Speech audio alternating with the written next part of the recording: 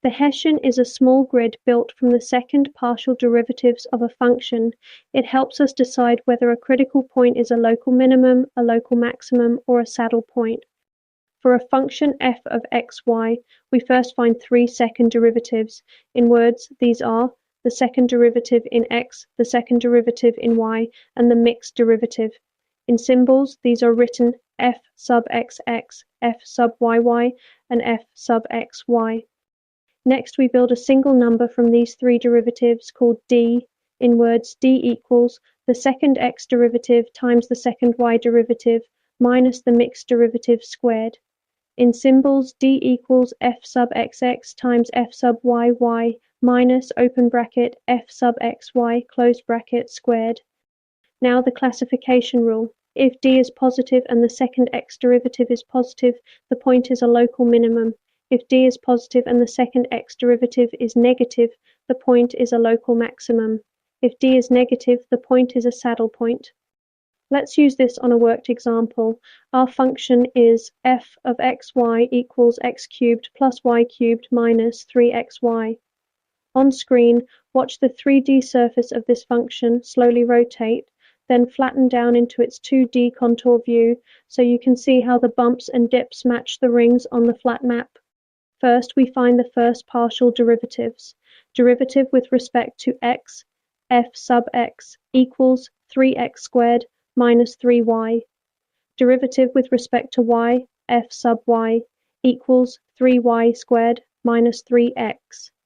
To find the critical points, we set both of these equal to 0. From the first equation, y equals x squared. From the second equation, x equals y squared. Substituting one into the other gives x equals x to the fourth. Rearranging gives x times, open bracket, x cubed minus 1, close bracket equals 0. This gives two critical points, the point 0, 0, and the point 1, 1.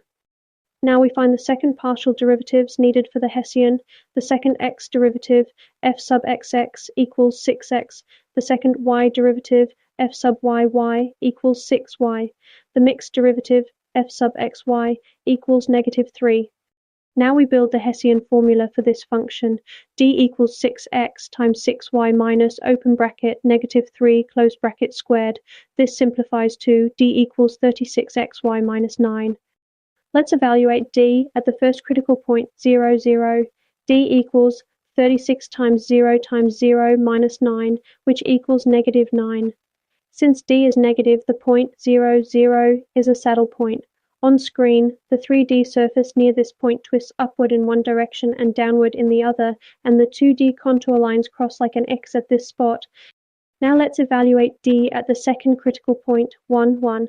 D equals 36 times 1 minus 9, which equals 27.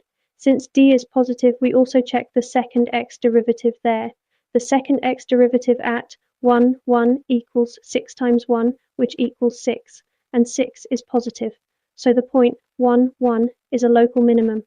On screen, the 3D surface near this point curves upward like the bottom of a bowl, and the 2D contour lines form small closed loops around this spot. Check step for the saddle point at 0, 0. Testing the point 0.20 gives a function value that is positive. Testing the point 0.1, 0.2 gives a function value that is negative. Since nearby values go both up and down, this confirms the saddle shape. Check step for the local minimum at 1, 1. The function value there is negative 1. Testing a nearby point 1.11 gives a function value close to negative 1, but slightly higher. Since nearby values are all higher than the value at the point itself, this confirms the local minimum. So, using the Hessian, we correctly classified both critical points. The point 0, 0 is a saddle point, and the point 1, 1 is a local minimum. This shows how the second derivatives, gathered into the Hessian determinant, reveal the true shape of a surface at each critical point.